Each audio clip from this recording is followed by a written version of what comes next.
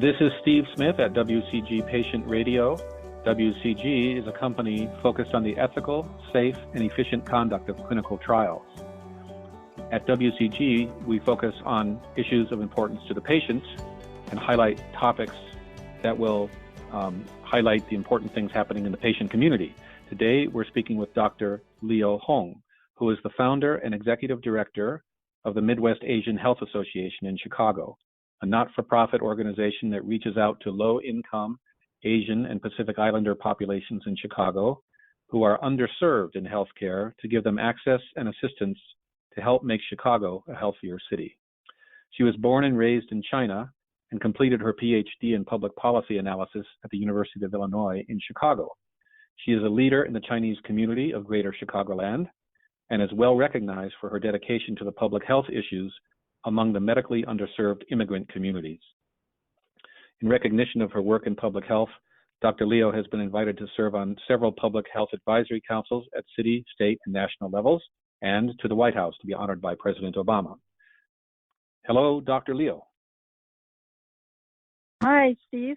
How are you? Good, thank you. Thanks for joining us today.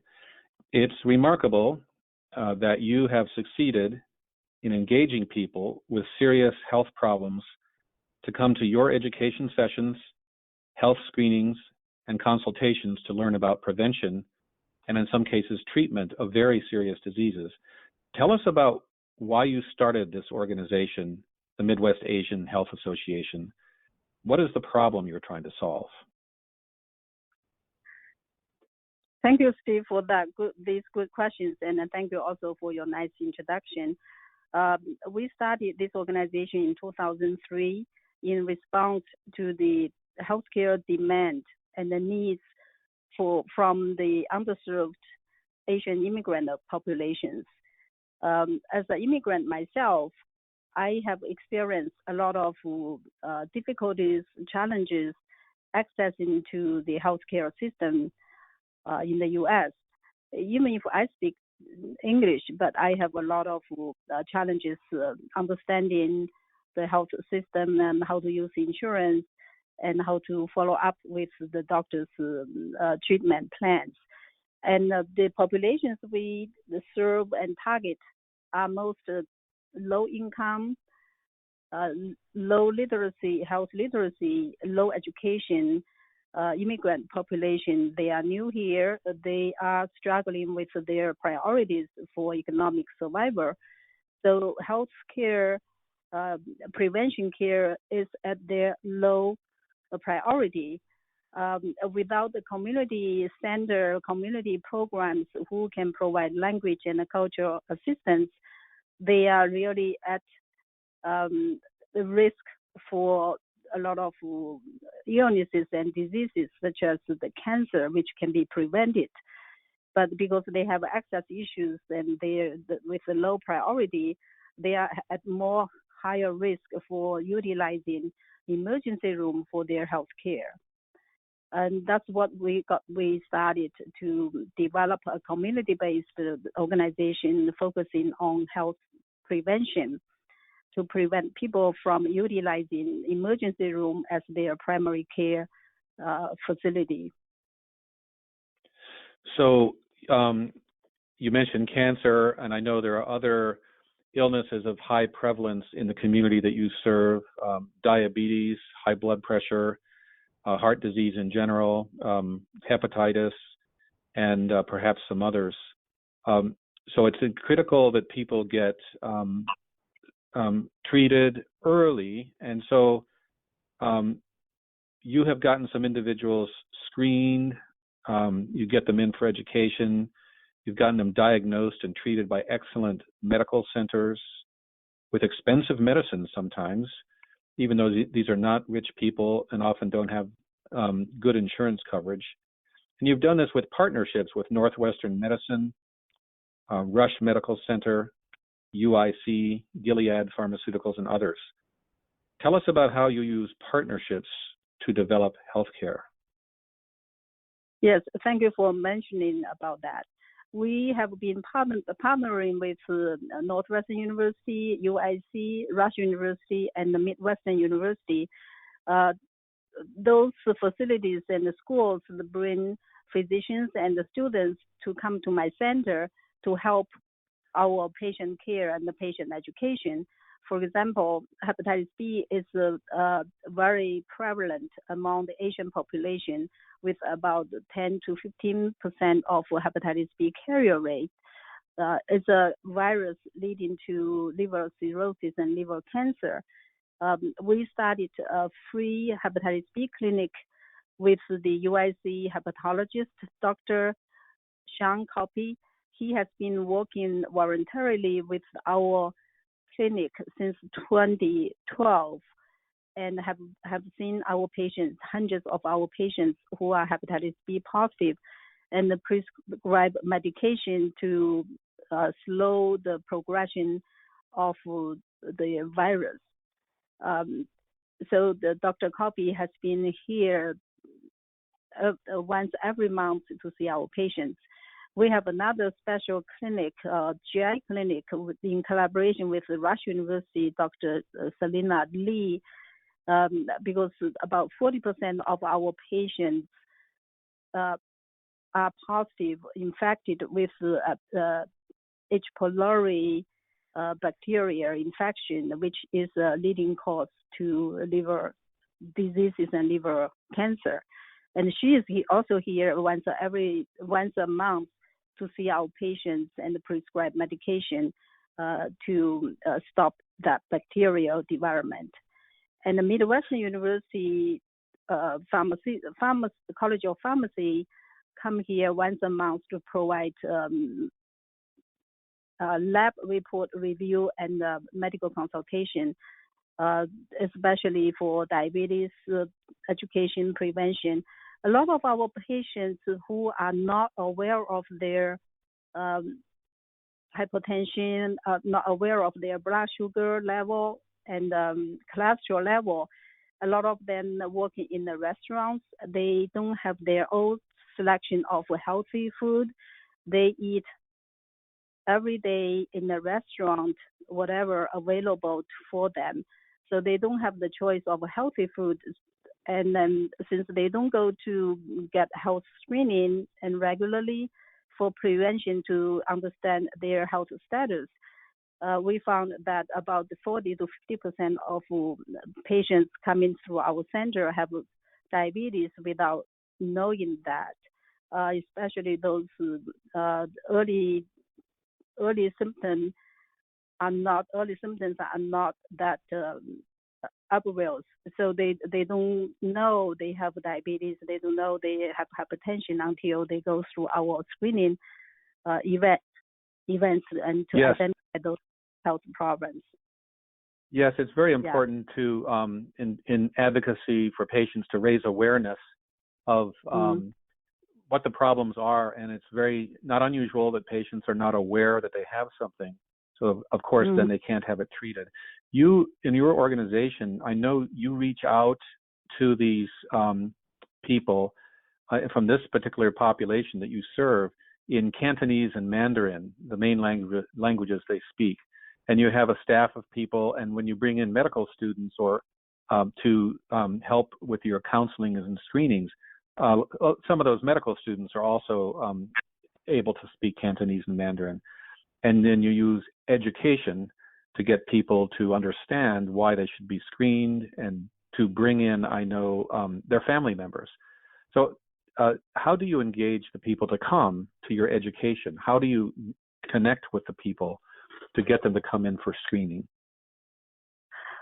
We promote our services in the community through several methods. The social media, especially the WeChat, is a very popular social media tool that we advertise and promote our programs. And we have other social service programs, such as the Navigator program to help people enroll in insurance and Medicaid and Obamacare. And then the most effective method actually is word by mouth.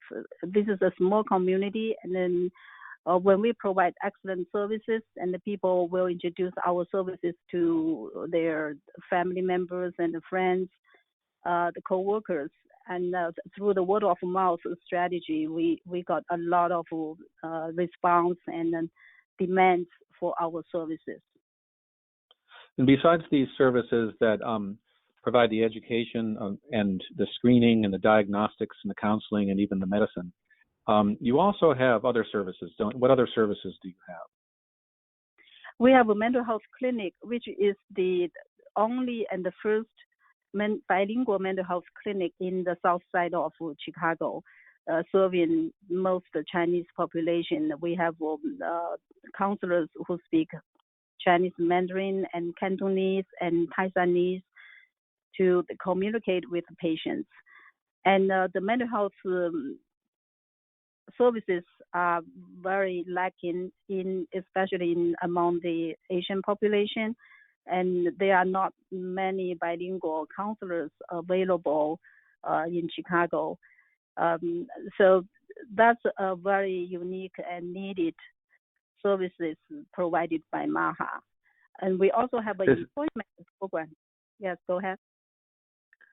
Yes, I was going to say this is another example of by making people aware of the issue that mental health is definitely an issue, and giving people access to the counseling where it just didn't exist before. Yes. And tell us more about this population. Go ahead. Yes, we also started an initiative for suicide prevention program and supported by Chicago Department of Public Health. And then, suicide rate is high among the Asian young women and the seniors. We started this program by providing education, social media campaign, and invite people to come, the family members, to talk about the issues and to increase the community awareness and speak open in public to reduce the stigma and the taboo for suicide prevention. Oh, that's very important. Stigma and taboo is a problem in the general population, but also in a lot of other ethnic communities. The leaders of healthcare in those communities talk about if you can fight the stigma, you can start helping bring people out of their homes and into treatment. Yes. Tell us more about this population. Isn't the Asian community relatively well educated and making a good income? Why do they need this kind of health support? That's a good question. Yes, there is a large number of Asian people who are well educated with good jobs and with living in a good condition. But we are located in South Chinatown, where it's most new immigrants start from here. And then for those newcomers, they struggle with their economic priority. Like I said, health is not their priority, and they don't language, culture, institutional barriers preventing them from accessing to care. And culturally, that Asian population, the health behavior is more crisis-oriented. The prevention is not a concept for them to seek help because it doesn't make sense for them to make appointment 1 or 2 months in advance for something they don't feel sick. So that's the behavior, especially among Asian new immigrants, that unless they are really sick and in crisis, they don't want to see a doctor, in addition to those barriers. And we try to educate them about the importance of early diagnosis, early prevention, which can help them from the disease progression. So we gradually try to change not only their education, but their behavior to help them to understand how important is the prevention. That's what we are doing in the community setting. And since we have a bilingual staff, we speak their language, we understand their culture, they feel very comfortable coming to us. Otherwise, they won't go to the mainstream hospitals, which is so complicated and so difficult to navigate the system. So we are here to really serve as their primary site and for education and for care. That's something a lot of people don't know. That is was very interesting when I learned it. That in our inner cities, where there are underserved populations and a number of ethnic and minority groups, new immigrant groups, there are services like yours in the different ethnic communities.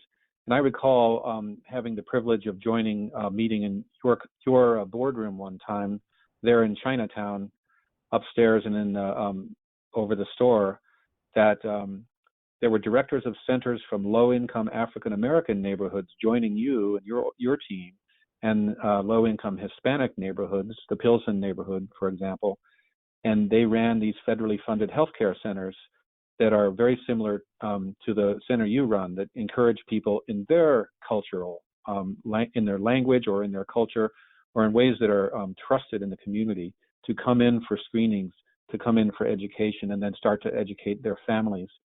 And the meeting was quite interesting because although all these cultures are different, there is a common ground in how do we provide healthcare, and then the provision of city, state, and federal grants that come from the different forms of government in the United States to try to make the United States a healthier place. I did wonder for a long time as I grew up, how are these neighborhoods served? And it's people and organizations like yours that make that difference. So I wanted to ask you, how has the Chinese community been impacted in the Chicago and around Chinatown there, which is the central focal point of your work? Of course, you're all over the Chicagoland area, but what's happened in Chinatown because of COVID? Oh, in Chinatown, I think the Chinese businesses have suffered from the outbreak, both in China and in the U.S.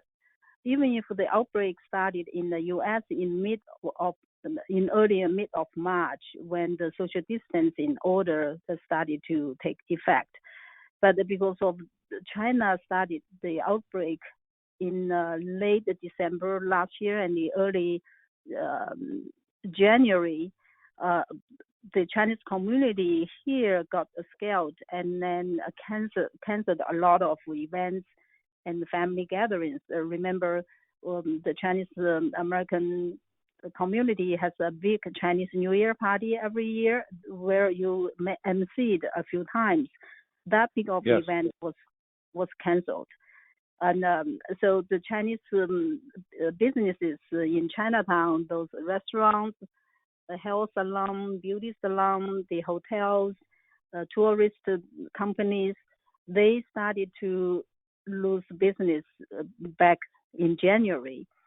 And then started in mid-March when the social distance orders took effect. And the restaurants are not allowed to have sit-in services. So, and then until now, they still are not recovering from those loss. So that's a big hit really in the Chinese community. First started from China and now in the U.S. And I know this is a sensitive topic that a lot of people would rather not talk about, but I wanted to ask you, because I think sometimes awareness is important for people to understand that awareness can make a difference. Has the Chinese community experienced a backlash or discrimination that is something different because of the time of this COVID time we're in?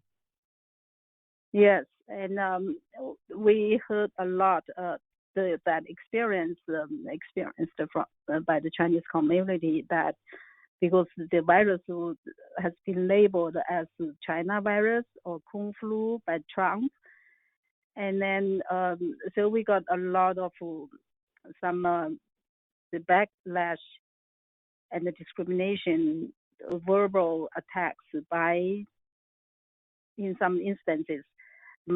For example, my friend was walking on the street, and there were a few young guys yelled at her, say, "Hey, Chinese, go back, and you have virus."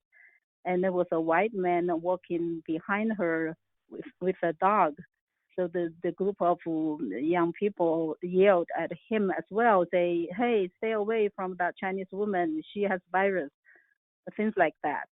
So we do experience backlash, and then really we are scared of walking on the street.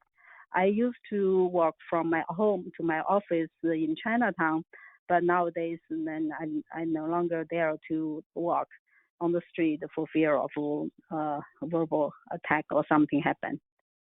Yes, and I know those streets that you're talking about.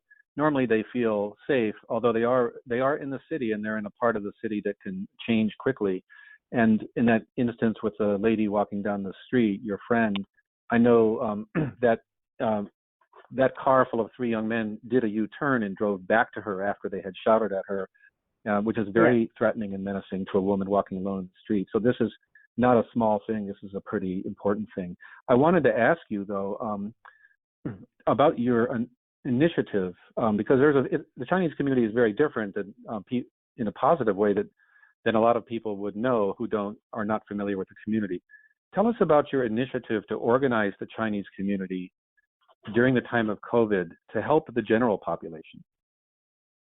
Yes, and yes, when the COVID-19 outbreak started in the U.S. in early March, my organization, MAHA, working together with 16 other Chinese organizations and companies to start a fund drive to raise money and to purchase the PPEs for the mainstream facilities. We want to do that. First, of course, there was a huge shortage of PPEs, and every facility was crying for support and donation. And you're talking about personal protective equipment, right? PPE. Yeah, PPEs, the masks and the uniform PPEs. We want to do this is that we want to show to the mainstream society that even if we are Chinese, but we care about this country. We want to support the people who provide services, and especially in public facilities, to help and protect our communities. We want to share our love. We want to have a harmonious relationship with the people here that to fight together against the virus, which is what we are in the war. So we can only win the war by standing together, support each other. And we want to let people know that we are not selfish people or community. We help them, we support each other, we care about them, especially those people who are providing services during COVID-19 at their own health risk. And we want them to be safe and healthy so they can continue and provide better services to protect our communities and our patients. So that's what we have been doing, and we have within 3 months we raised over $80,000, and then we purchased the PPEs and donate those to 50 facilities. We donate 140,000 masks to the facilities that much needed to protect their frontline workers. And our project was featured by ABC 7 News, Chicago Tribune, World Journal, and other social media and the local news. And our project was also honored at 2 Asian Heritage Month events in May to celebrate Asian contribution. We are so proud that we can do this and to help people and make a contribution to improve the relationship between the Chinese community and the other mainstream communities. Yes, this is the kind of efforts and people that a country needs, to the way that you've worked together in that initiative. And the thing that really is most impressive to me is when I saw a list of the thank you letters that you got from hospitals all over the Chicagoland area, including very major medical centers and the mainstream medical groups, including the group I go to with my insurance, and I go in there for checkups and so forth. And I thought, wow, even this group has received your gift of free PPEs when it was needed. And the expressiveness of those letters from the directors of those hospitals and medical centers is unmistakable, that they were really in need, and your group stepped forward to provide. So that's just a wonderful thing.